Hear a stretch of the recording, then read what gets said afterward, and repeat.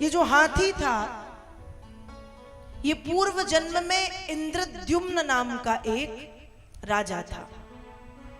इंद्रद्युम्न नाम का एक राजा। एक समय ये अपने सिंहासन पर बैठे थे किसी सोच में।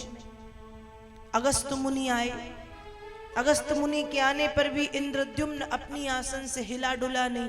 और हमारे शास्त्र कहते हैं कि जब भी कोई पंडित जी, कोई पुरोहित, कोई गुरुजन, कोई महात्मा जन आए तो प्रणाम करो, आसन से उठ करके उनका सम्मान करो।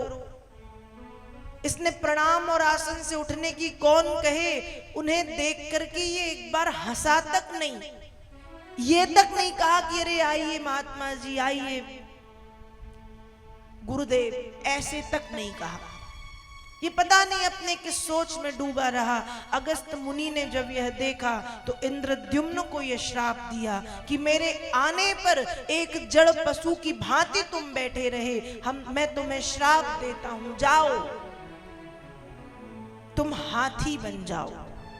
अगस्त मुनि के श्राप से इंद्रद्युम्न नाम का राजा हाथी बन गया। और ये जो मगर था ये हुहु नाम का एक गंधर्व था। एक समय देवल मुनि किसी जलाशय के किनारे बैठ करके भगवान नाम भजन कर रहे थे। उसी जलाशय में ये हुहु नाम का गंधर्व स्नान कर रहा था। और पता नहीं अचानक इसे क्या हुआ, देवल मुनि का पैर पकड़ के इसने देवल मुनि को पानी में खींच लिया। जब देवल मुनि जल में गिरे तो ये जोर जोर से हंसने लगा। तब देवल मुनि ने इसे श्राप दिया कि तुमने आज जो किया है वह एक ग्राह की तरह, मगर की तरह कार्य था, इसलिए श्राप देता हूं कि जाओ तुम मगर बन जाओ। तो हुहु नाम का गंधर्व बनता है मगर, इंद्रद्युम्न नाम का राजा बनता है हाथी। और फिर भगवान ने आकर के मगर का भी उद्धार किया, हुहु का उद्धार किया और हाथी का भी उद्धार किया, जिसे गजेंद्र मोक्ष की पावन कथा के नाम से जानते। वेद व्यास जी ने इतना बड़ा प्रसंग लिखा। ये कथा ऐसी है कि एक बच्चा भी यदि सुन ले तो बता दे कि एक हाथी था, पानी पीने गया, एक मगर ने उसका पैर पकड़ा, उसने भगवान को बुलाया, भगवान आए, भगवान ने मगर को मारा, हाथी को बचाया, कहानी थी तो खत्म। इस प्रसंग को लिखने का तात्पर्य क्या है? देखिए, ये मनुष्य ही गजराज है, हम और आप ही हाथी हैं। ये संसार ही सरोवर है जिसमें हम फंसे हुए हैं। और मगर काल ही मगर है, ग्राह, जो बस मुंह फाड़ करके देख रहा है कि कब किसे ले जाना है। और हम समझ नहीं पा रहे। हम इस संसार रूपी जल में क्रीड़ा कर रहे हैं, खेलने में मगन हैं, इस संसार के प्रपंच में डूबे हुए हैं हाथी की तरह। जैसे वो बस डूबा था, खेल रहा था, जल क्रीड़ा में उन्मत्त था। उसे भी नहीं पता था कि मेरे ऊपर विपत्ति आने वाली है।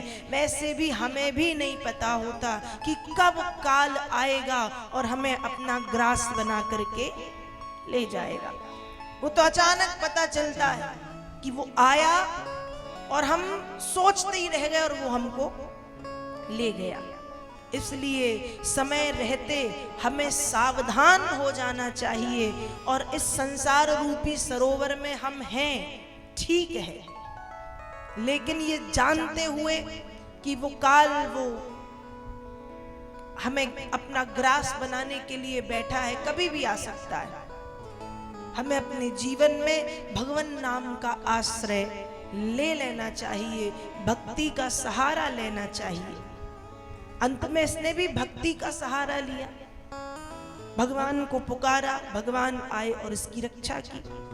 वैसे ही इस संसार रूपी सरोवर में फंसे जीव रूपी गजेंद्र को समय रहते सावधान हो जाना चाहिए और भक्ति के मार्ग को अपना लेना चाहिए, भक्ति करना चाहिए, जिससे अंतिम समय उस गजराज की तरह कष्ट ना उठाना पड़े।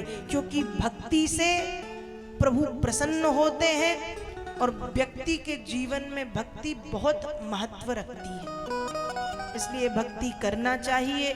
भक्ति की महिमा अद्वितीय है। अब एक बार जय श्री कृष्ण तो बोलना ही पड़ेगा। बोलिए श्री वृंदावन बिहारी लाल